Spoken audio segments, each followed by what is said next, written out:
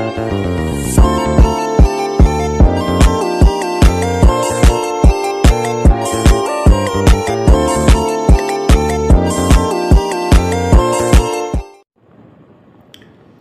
kembali lagi bersama saya dan lanjut lagi ke materi yang ketiga.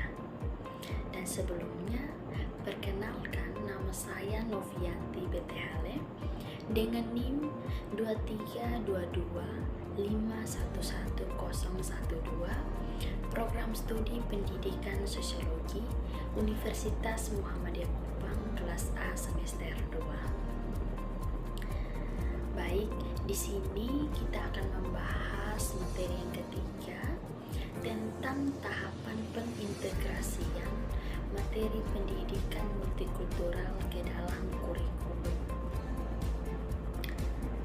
Ada beberapa tahap pengintegrasian materi pendidikan multikultural ke dalam kurikulum, yaitu yang pertama, dengan cara pendekatan kontribusi, pendekatan aditif, pendekatan transformasi, dan pendekatan aksi sosial. Yang pertama adalah pendekatan kontribusi. Jadi, pendekatan kontribusi adalah dengan memasukkan pahlawan etnis dan benda-benda budaya yang khas ke dalam kurikulum yang dipilih dengan menggunakan kriteria budaya aliran utama. Karakteristik penting dari pendekatan kontribusi adalah bahwa kurikulum aliran utama tetap tidak berubah dalam struktur dasar, tujuan, dan karakteristik. Pendidikan kontribusi juga merupakan pendekatan paling awal bagi pengajar untuk mengintegrasikan materi etnis ke dalam kurikulum. Namun, pendekatan ini memiliki beberapa kelemahan yang serius jika integrasi kurikulum dilengkapi terutama dengan memasukkan pahlawan atau kontribusi etnis siswa tidak memperoleh dengan global tentang peranan kelompok etnis dan budaya di masyarakat Amerika Serikat. Lebih dari itu, mereka melihat isu dan peristiwa etnis terutama sebagai tambahan terhadap kurikulum.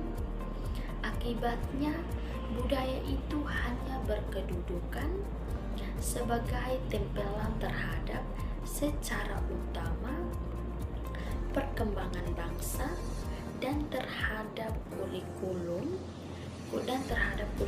inti dari seni bahasa, studi sosial, dan bidang pelajaran yang lain.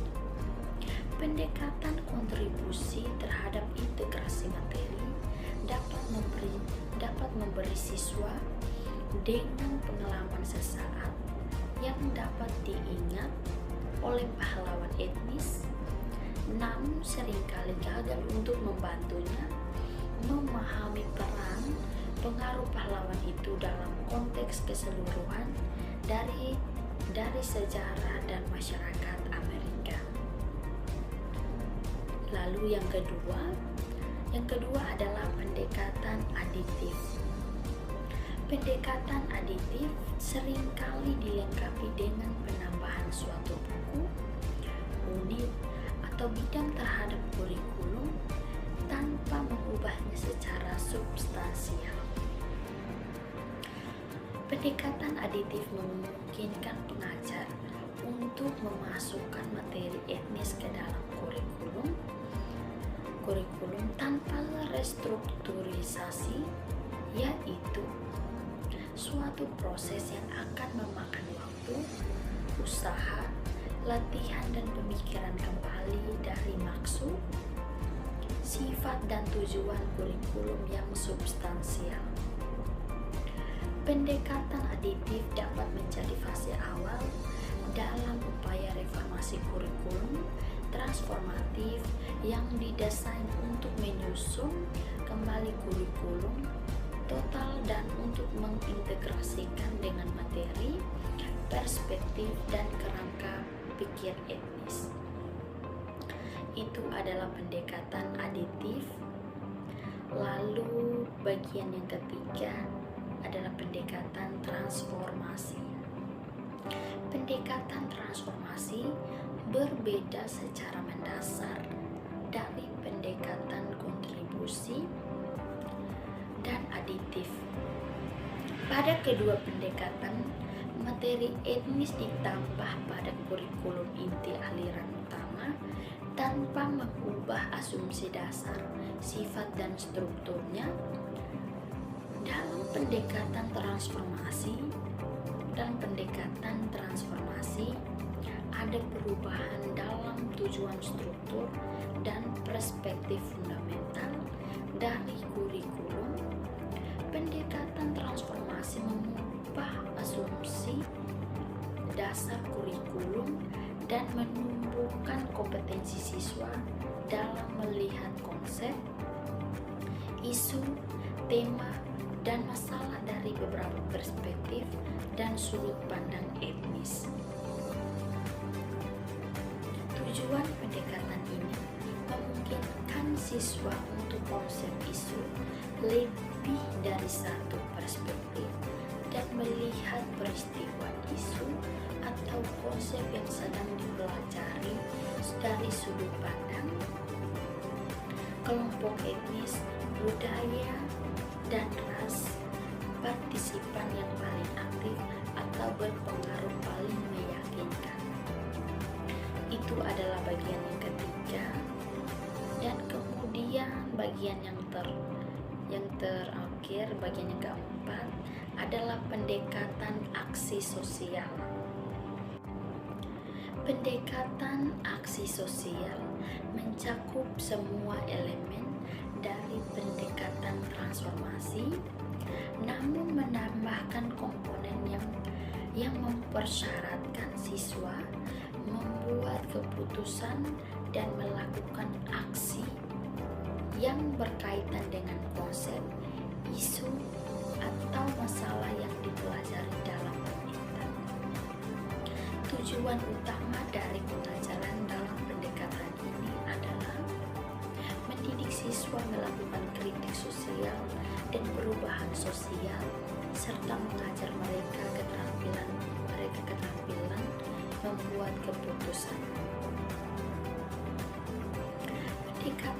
Pendekatan aksi sosial, karena tujuan pendekatan aksi sosial adalah untuk membantu siswa memperoleh pengetahuan nilai dan keterampilan yang mereka butuhkan untuk berpartisipasi di dalam perubahan sosial, sehingga kelompok-kelompok ras dan etnis yang terabaikan dan juga menjadi korban ini dapat menjadi partisipan penuh dalam masyarakat dan negara.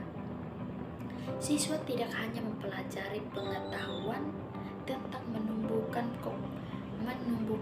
kompetensi siswa dalam melihat konsep isu, tema, dan masalah dari beberapa perspektif dan sudut pandang saja. Namun, siswa diajar untuk dapat menentukan keputusan dan kritis sosial serta perubahan sosial yang terjadi di masyarakat.